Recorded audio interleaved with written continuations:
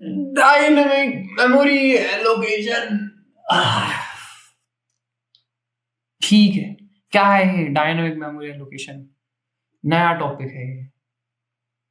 क्यों पढ़ रहे हैं? इसलिए पढ़ रहे हैं क्योंकि एग्जाम में आने वाला है, बैंचों गांड मेरी पड़ी है। ठीक है, मेन बात है कि आज हम पढ़ेंगे डायनामिक मेमोरी एलोकेशन। और ये वीडियो मैं पूरी थियरी वाली वीडियो बनाने वाला हूँ शायद, क्योंकि मेरे को लग रहा है मैं तुम्हें समझाते समझाते थियरी वाला पार्ट ही समझाते समझाते पूरी ये वीडियो खत्म हो जाएगी। क्योंकि मैं बैंड से 10 मिनट से ज्यादा लंबी वीडियो नहीं बनाने वाला, व्यूज ही नहीं आते साले। ठीक है, बट बट देखते हैं, क्या पता जल्दी हो जाए खत्म। ठीक है, तो सबसे पहले what dynamic memory allocation is? Memory that is allocated during runtime when the program needs it instead of defining it beforehand। मतलब कि ना, अंग्रेजी बहुत ज्यादा हो गई। ठीक है, तो आसान भाषा में समझते हैं कि ऐसा देखो, डायनामिक मेमोरी एलोकेशन ना वो हुआ कि ना जब ना तुम ना प्री डिफाइन नहीं कर देते। प्री डिफाइन समझते हो? प्री डिफाइन ये होता है जब तुम लिख देते हो ना, तुम बहन मैं कहता हूँ कि भाई एरे बनाओ, तो तुम ऐसे लिखते हो ना, इंट एरे 20 यानी 10 लिख दो। ठीक है, ऐसे कर देते हो ना तुम, तो ये तुम्हारा प्री डिफाइन करने का तरीका। मतलब एरे, एक एरे बनाओ जिसके अंदर 10 इंटीजर इतना स्पेस खाली। 10 इंटीजर क्यों बोल रहा हूँ? क्योंकि इंट है, यहाँ कैर होता तो 10 कैर इतना स्पेस खाली है। 10 कैर कितना होता है? 10 कैर 1 बाइट का 1 कैर होता है, 1 कैर 1 बाइट स्पेस लेता है। ठीक है, तो ना इसलिए यानी 10 बाइट आएगी अगर तुम ये लिखोगे। वहीं इंटीजर कितना होता है? इंटीजर, एक इंटीजर कितने बाइट्स लेता है? पिछली वीडियो देखी है बहन जो तुमने, यहाँ आ गया ऐसी। ठीक है, तो एक इंटीजर 4 बाइट का होता है। ठीक है, 4 बाइट का। तो यहाँ पे अगर तुम यहाँ पे इंट लिखते हो ना, इंट, तो तुम 10 इंटू 4 40 बाइट का स्पेस मांग रहे हो। ठीक है, पर लेकिन यहाँ पे तुमने पहले से ही डिफाइन कर दिया है। बट क्या हो अगर तुम्हें पता ही ना हो कि तुम्हें कितना कितना स्पेस चाहिए, है ना? तो अब अगला क्वेश्चन आता है व्हाई यूज इट, है ना? ठीक है, तो तुम यहाँ पे मतलब बेसिकली क्या करते हो, यहाँ पे तुम डायनामिकली जब ना तुम्हारा प्रोग्राम रन हो रहा है, जब तुम्हारे प्रोग्राम को जितने स्पेस की जरूरत है तुम रियल टाइम में उसे दे रहे हो। ठीक है, तुम नहीं दे रहे हो, एक्चुअली तुम्हारा जो कोड है उस कोड को तुमने ऐसे तरीके से मतलब ऐसा ऐसा कोड किया है तुमने कि तुम मुझसे कह रहे हो कि खुद ही पता लगा ले कितना स्पेस चाहिए। ठीक है, व्हाई यूज इट, क्यों यूज करना है, क्यों नहीं यूज करना है ये? ठीक है, क्यों नहीं यूज करना है? देखो क्यों, क्या फायदा हो रहा है। तो सबसे पहले तुम देखो, when you don't know how much memory you will need upfront, मतलब तुम्हें जब पहले पता ही नहीं है कि कितनी मेमोरी तुम्हें चाहिए, तब यूज करोगे तुम इसे। एग्जांपल, यूजर इनपुट मान लो। ठीक है, मान लो तुम यूजर से मांग रहे हो कि भाई मुझे इंटीजर दे, जितने तुझे इंटीजर देने, पता नहीं ऐसा चूतिया प्रोग्राम, मतलब ऐसा चूतिया कोड क्यों लिख रहे हो तुम? लेकिन फिर भी मान लो कि हम तो हैं छूतिया भाई, हमने तो लिखा है ऐसा कोड जिसमें हम कह रहे हैं सामने वाले से भाई जितने इंटीजर देना चाहे उतने इंटीजर फेंक मेरी तरफ। ठीक है, तो अब मान लो वो उसने मान लो तुमने पहले से ऐसे डिफाइन कर दिया कि हाँ भाई मैं तो तेज हूँ, मुझे पता है वो साला आलसी, वो साला 25 से ज्यादा थोड़ी दे देगा इनपुट। और लेकिन तुम्हारा यूजर तो खाली है, उस पर तो टाइम ही टाइम है, उसने दे दिए 30 35 इनपुट दे दिए। तुम्हारे एरे में थी कितने इंटीजर की जगह? 25, बट उसने दे दिए इनपुट 35। ठीक है, मेड अप है, पूरा पूरा मेड अप है। ठीक है, बस समझने पे ध्यान दो, ये मत कहो कि मैं नहीं मांगूंगा, इनपुट मांग रहा है तू। ठीक है, बट मान लो उसने 35 दे दिए। ठीक है, तो तुम्हारा स्पेस कम पड़ गया, है ना? कम नहीं पड़ गया। और मान लो तुम तेज ही थे, ठीक है, तुमने तो पहले ही पता लगा लेता कि भाई 25 से ज्यादा तो देता नहीं, और तुम्हारे यूजर ने दिया भी नहीं 25 से ज्यादा, उसने सिर्फ 5 दिए। ठीक है, 5 दिए। इस वाली सिचुएशन में तुम तो भाई कूल बन गए। तुम्हें तो सब पता है, लोगों के बारे में जानते हो तुम। ठीक है, पर लेकिन ना दिक्कत क्या है यहाँ पे, तुम्हारे जो 20 इंटीजर है, मतलब तुम्हारी जो 20 इंटीजर का स्पेस, यानी 20 इंटीजर का स्पेस समझ लो, 20 इंटीजर का स्पेस यानी 80 बाइट। वैसे तो बहुत कम होता है बट आजकल के हिसाब से ना बहुत कम है ऐसे। बट लेकिन तुमने 80 बाइट वेस्ट कर दिए भाई, वो किसी काम की नहीं। वो मेमोरी में बस ऐसे ही 80 बाइट तुमने ले लिए। 80 बाइट कहाँ से लिए? 80 बाइट लिए तुमने स्टैक से। अभी देखो, मेन बात यह है कि तुम इसमें फाइल हैंडलिंग वाले उसमें भी यूज कर सकते हो। अभी मैं तुम्हें स्टैक पढ़ाऊंगा तब तुम्हें समझ आएगा स्टैक से ले लिया का क्या मतलब है। अभी मत डरो, स्टैक क्या बोल दिया ये बैंड चो, ये तो सुना ही सुना सा लग रहा है बस, लेकिन क्या होता है पता नहीं है। ठीक है,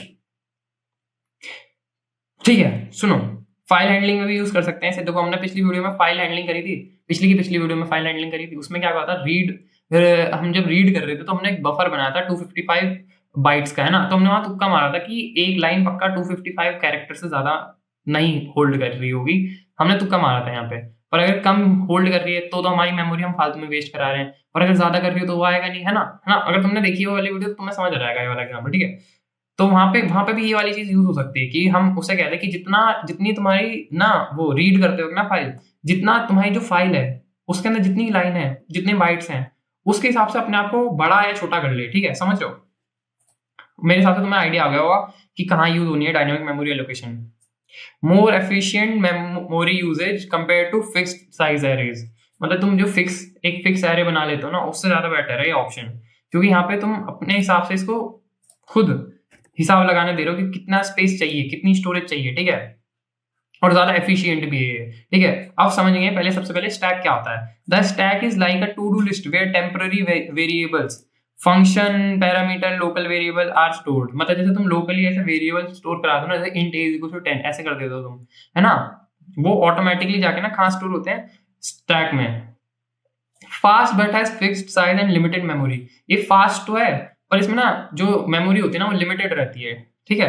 तो स्टैक वो होता है जैसे तुम direct int a is equal to 10 ऐसे कर देते हो ना, जितने भी ऐसे हैं डायरेक्ट एलोकेट, जो तुम डायरेक्ट खुद से वो करते हो लॉट, वो डायरेक्ट ऑटोमेटिकली जाके स्टैक में घुस जाते हैं, ठीक है?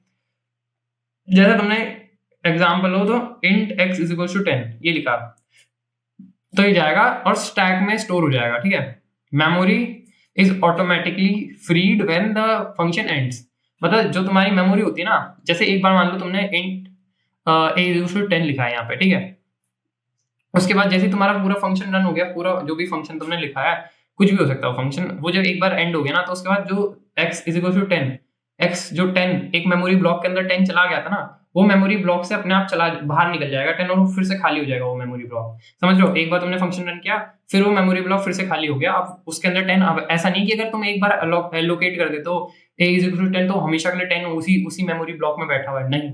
एक बार फंक्शन खत्म होने के बाद फिर सब कुछ वापस पहले जैसा हो जाता है, खाली हो जाता है वो ब्लॉक, ठीक है? अब हीप समझते हैं, ये सब ना सी के कॉन्टेक्स्ट में समझा रहा हूँ, अगर तुम्हें थोड़ा ज्यादा पता है, तुम कह रहे हो कि भाई स्टैक तो बहुत कुछ है, तुम्हें तो इतना सा पता है, तो भाई सिर्फ सी के कॉन्टेक्स्ट में बात चल रही है अभी इस मैलो कैलो के चक्कर में, ठीक है?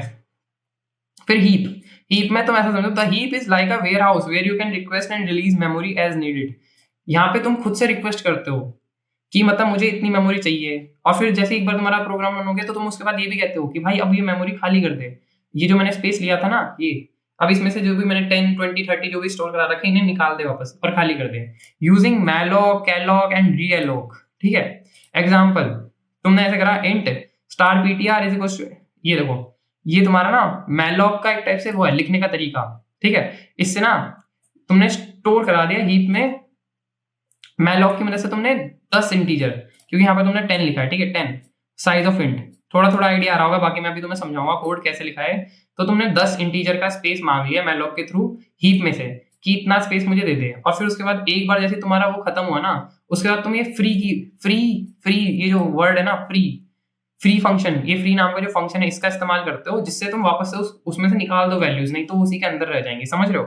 की डिफरेंस क्या है? स्टैक मैनेज्ड ऑटोमेटिकली, मतलब स्टैक ना अपने आप से ऑटोमेटिकली जो सब कुछ हो रहा है, जैसे तुमने अब तक कोड किया, तुमने अब तक कहीं पे भी फ्री या ऐसा कुछ कहा है, अपने आप सब हो रहा था, तुम बस लिख दे रहे थे, अपने आप सब हो रहा था बिहाइंड द सीन्स, है ना?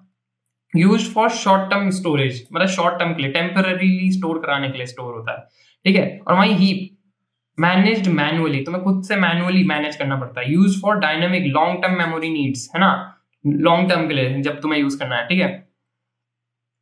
ओह शिट, ठीक है इसे इग्नोर मारो, ठीक है? मैलोक, ठीक है? Malloc allocates a block of memory of a specific size.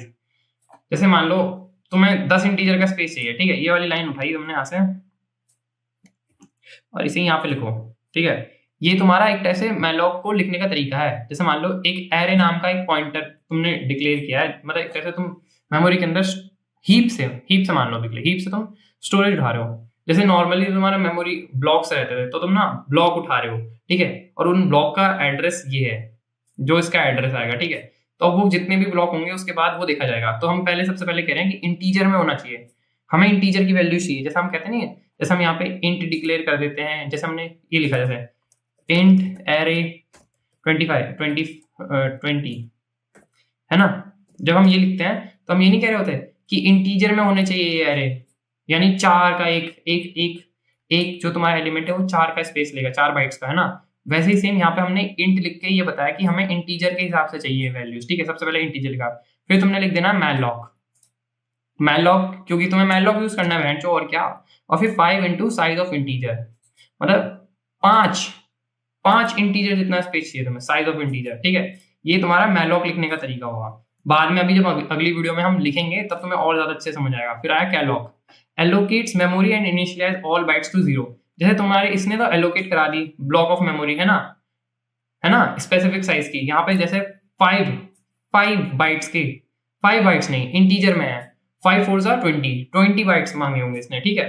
तो इसने तो स्पेसिफिक साइज पहले से, मतलब इसने 20 बाइट्स यानी 20 मेमोरी ब्लॉक्स उठा लिए इसने, तो कि मुझे चाहिए, बाद में यूज करके दे दूंगा। और फिर बाद में फ्री वाले कीवर्ड को यूज करके, फ्री वाले फंक्शन को यूज करके इसने उन्हें खाली भी करा दिया होगा। फ्री ऐसे लिखोगे, जैसे मान लो यहाँ पे तुम्हें फ्री कराना है, मान लो अब तुम्हारा यूज हो गया है, तो उसके बाद तुम्हें मतलब उन्हें एक टाइप से वो कराना है कि हाँ हमारा हो गया, तो यहाँ तुम लिख दोगे, क्या लिख दोगे, यहाँ लिख दोगे तुम एरे, ऐसे कर दोगे और फिर वो खाली कर देगा उसे, ठीक है। हाँ, तो मेन बात यह है कि ये वाला पार्ट हो गया, ठीक है। फिर आती है कैलॉक की बारी। कैलॉक क्या होता है? कैलॉक से तुम क्या समझते हो? कैलॉक भी ना सेम ही चीज है जो मैलॉक है ना, सेम टू सेम चीज है, बस ये ना जितनी भी बाइट्स को ना उठा के देता है ना, सबको ना पहले इनिशियलाइज कर देता है 0। मतलब जैसे तुम्हारे बहुत सारे ब्लॉक हैं, ब्लॉक तुम समझो ऐसे टाइप के ब्लॉक होते हैं, ठीक है, ऐसे टाइप के ब्लॉक, ठीक है ना, खाली मेमोरी स्पेसिस थे, ठीक है। तो इन सब के अंदर ना जो ये है तुम्हारा मैलॉक में तो क्या है कि इनके अंदर गार्बेज वैल्यू होगी, गार्बेज वैल्यू, जैसे ऐसे कुछ भी रैंडम प्रिंट नहीं करा देते तुम, तो इधर रैंडम से कुछ भी वैल्यूज रहती है ना, तो मैलॉक के अंदर तो गार्बेज वैल्यूज रहती हैं। बट अगर तुम ना कैलॉक के थ्रू मेमोरी एलोकेट करोगे, है ना, तो ना क्या होगा ना, सब ना स्टार्टिंग में 0 होंगी, 0, ठीक है। बस यही मेन अंतर है मैलॉक और कैलॉक के बीच, ठीक है। इसको लिखने का क्या तरीका है, इसको भी लिखते हैं, आ जाओ।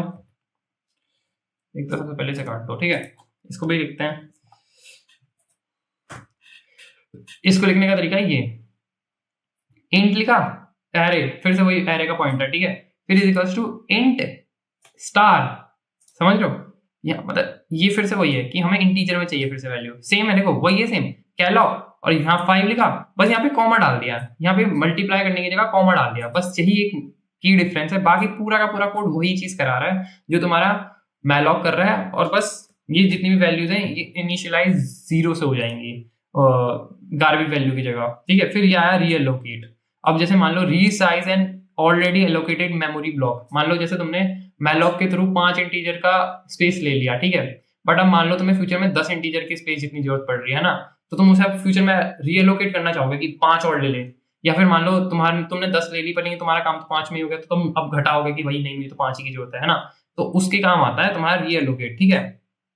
इसको देखते हैं आप, ये भी सेम ही है तुम्हारा, अगर तुम ध्यान से देखो ऑलमोस्ट सेम ही है, ठीक है। ये array is equal to int, मतलब इंटीजर के हिसाब से चाहिए, फिर रीएलोकेट लिख दिया, फिर एरे लिखना है। एरे क्यों लिखना है? एरे यहाँ पे एरे का मतलब है कि ये जैसे तुमने मैलॉक के थ्रू ये यहाँ पे जो डिफाइन कर दिया था, कैलॉक के थ्रू डिफाइन कर दिया ना ये एरे, है ना, तो मैं कह रहा हूँ कि मुझे इसके अंदर लाने हैं, इसके अंदर रीएलोकेट करना है। ये जो एरे नाम का मेमोरी एड्रेस है ना, इसके अंदर मुझे चेंज करना है। क्या करना है मुझे?